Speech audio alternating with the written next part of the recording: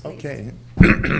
Thank you very much, and thanks very much to Dr. Afari for inviting me to be here, especially since my field is not Middle East Studies or North Africa, but I'm a historian of African history, mostly East Africa, but I've begun to study the slave trade in the Indian Ocean, and particularly African slavery in Iran, which has not been studied very much except by Behnaz Mirzaei herself, who is right here, who has published the only book on the subject which has yet come out. Most Iranians, at least in Los Angeles, where I live, are completely unaware that there even was African slavery in Iran. And when I mention that I'm studying it, the first thing that happens is they say, but we didn't have, I mean, us? No, we didn't have slavery in Iran. And certainly not African slavery. But of course, it was an important institution in Iran, especially in the 19th century. In 1868, there was a census of Tehran done, which showed that about 3% of the population of the city were household slaves who were Africans. This did not include African slaves in the army, in the household of the king himself, of the Shah, who had hundreds, actually, of African slaves in his palace, and so on. So this is a major presence in Iranian history, which has simply been ignored so far in the history of Iran. The Indian Ocean slave trade had gone on for centuries, of course. Before the 19th century, going back to ancient Roman times, there is a discussion of slaves being sold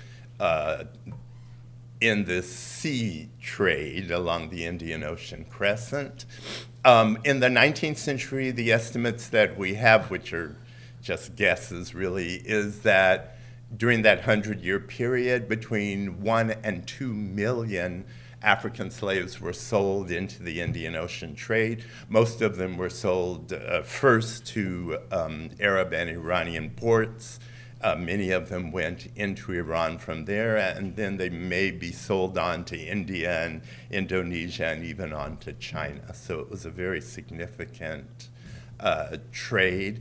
When I mentioned this figure of 1 or 2 million at a conference in Leipzig, Germany recently, Beatrice Nicolini, thank you, objected and said, no, it's more, because you're not counting the slaves that were exported into this pearl diving industry, which were mostly male slaves. But the slaves, this 1 or 2 million, 2/3 of them were women. So this is a gendered trade and a gendered history. Almost all of these women were intended for domestic service in wealthy households in Iran and in other parts of the Middle East as domestic servants and concubines, really. And so the demand, except for the pearl diving industry, which came very late in the 20th century, actually, in the 19th century, the demand is for female slaves, primarily, and eunuchs, who are also going to work within wealthy households for domestic service and possibly for concubinage also, for that matter. This particular paper that I am giving today is about one female slave, and I'm trying to recover her life story and her biography. Her name is Ziba Khanum. She was enslaved in Yazd. She does not appear in the documentary record at all.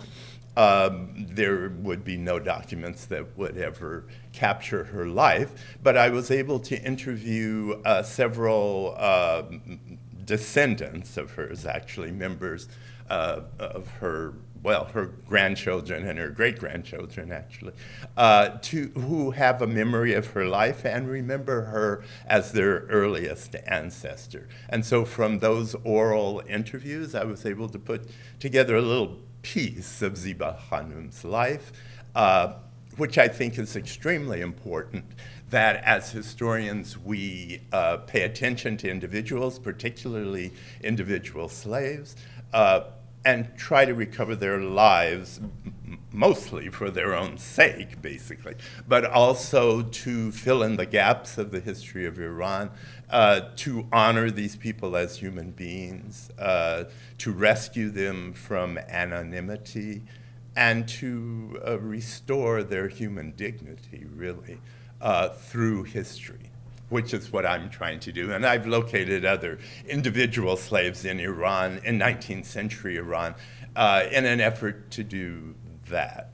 As far as Ziba Khanum is concerned, the family has different stories of how she got there, but some say that she was purchased by her master, who was Haji Muhammad Ali Sadegh Khorasani, in one of his merchant voyages to Zanzibar. He purchased her there. Others say that, no, she was from Mombasa, and she, came to Iran from there. Others say she was probably purchased in Bandar Abbas on the slave market there. But anyway, her master was a very, very wealthy merchant in Yazd.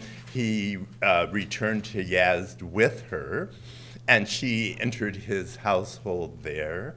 The family story is that his wife, with whom he also had children, by the way, was ill at that point, and Ziba Khanum was purchased as a nursemaid for his wife to care for her. And then the family says the wife gave permission for him to have a sexual relationship with Ziba Khanum,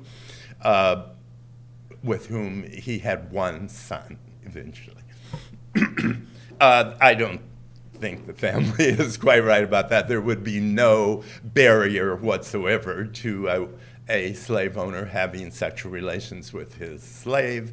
There are no religious barriers, no social barriers, no moral barriers of any kind, and there's no stigma, or at least there was, no stigma attached to a master or a slave having sexual relations, or for him to have children by her. That would have been regarded as unremarkable in every way.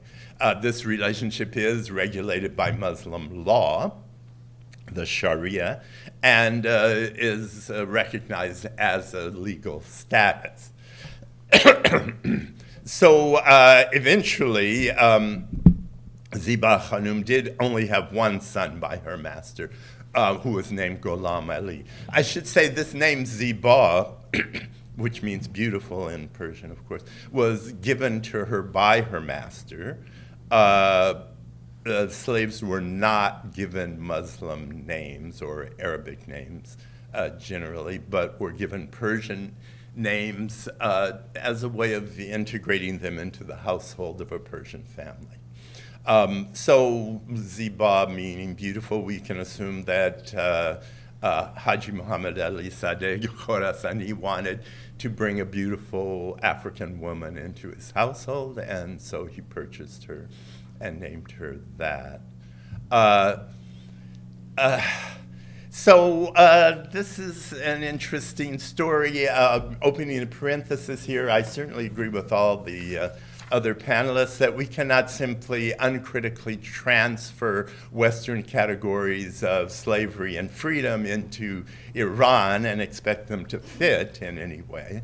There are similarities in some way, but we can't really even look at Western slavery, which I do study as part of African American history, as one institution that is undifferentiated either. So we have to recognize that we're dealing with a different society and with different institutions. Institutions which do not have a secular government that can protect the rights of a citizen, but in which everybody in the society, no matter who they are, must be attached to a household and find a wealthy and powerful protector if they are going to remain free within the society. There is no ideal of individual freedom within 19th century Iran to which one can aspire, especially a woman, that would make no sense at all. As a matter of fact, I have found, quickly, I have to close this parenthesis, but I have found instances in which women were freed. Their master died or something. They ended up free for the moment, but with nobody to protect them. They were simply re-enslaved within a year because somebody would just come along and enslave them. They had no way of protecting themselves. Anyway, very quickly, Ziba Khanum had one son by her master, Ghulam Ali, who was free by Islamic law and who would or should inherit his master's fortune at the same rate as his slaves by his other wife or wives, and who the family thinks was his father's favorite. Anyway, he would go to social gatherings with his father where he associated with the elite merchant class of Yazd.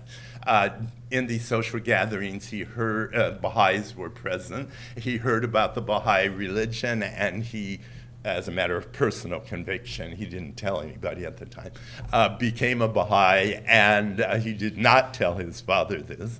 But he made this choice of religious independence. Then his father died when he was very young, 16 or 17 years old.